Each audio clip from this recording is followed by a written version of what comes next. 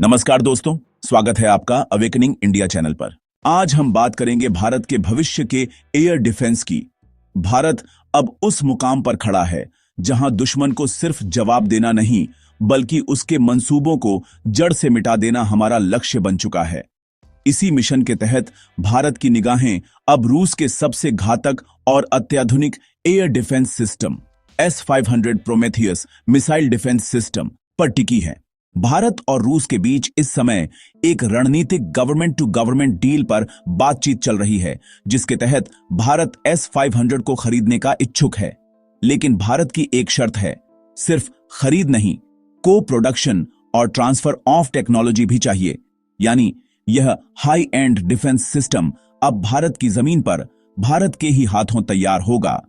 यह भारत की रक्षा आत्मनिर्भरता की दिशा में निर्णायक कदम साबित हो सकता है। S-500 कोई आम सिस्टम नहीं, बल्कि यह रूस का सबसे advanced long range anti aircraft missile system है, जिसे भविष्य के हाइपरसोनिक युद्ध के लिए डिजाइन किया गया है। इसकी रेंज 600 किलोमीटर तक है और यह एक साथ 10 तक लक्ष्यों को इंटरसेप्ट कर सकता है। इसकी सबसे बड़ी ताकत है हाइपरसोनिक मिसाइलों, स्टेल्थ फाइटर जेट्स जैसे F-22, J-20, ड्रोन, एवैक्स और यहां तक कि लो अर्थ ऑन ऑर्बिट LEO में उड़ते सैटेलाइट्स को भी गिराने की क्षमता। S-400 के मुकाबले S-500 का रिएक्शन टाइम लगभग आधा यानी सिर्फ 3-4 सेकंड है। यही नहीं, यह मल्टी लेयर डिफेंस प्रदान करता है, कम ऊंचाई से लेकर स्पेस तक।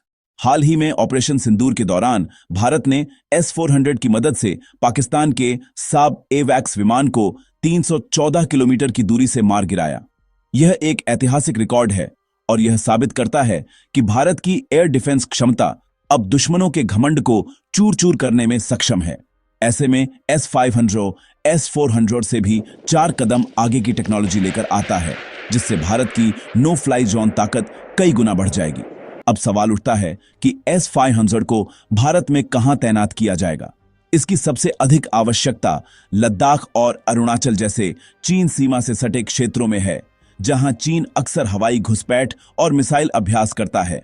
दूसरा, पंजाब और राजस्थान सेक्टर पाकिस्तान के खिलाफ सबसे उपयुक्त रहेगा, क्योंकि वहां से उसकी मिसाइलें और फाइटर जेट ऑपरेशन सक्रिय रहते हैं। तीसरा, दिल्ली, मुंबई और बेंगलुरु जैसे रणनीतिक शहरों के आसपास इसकी तैनाती की जा सकती है, ताकि किसी संभावित एयर स्ट्राइक से देश की कमांड और आर्थिक संरचना को सुरक्षित रखा जा सके। चौथा, इसे आइजरो और DRDO जैसे महत्वपूर्ण सैन्य व अंतरिक्ष ठिकानों के आसपास भी तैनात किया जा सकता है, जिससे सैटेलाइट हमले या साइबर जासूसी को रोका जा सके।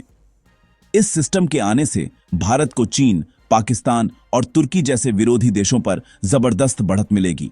चीन की DF-17 और स्टारी स्काई 2 जैसी हाइपरसोनिक मिसाइलें बेअसर हो जाएंगी।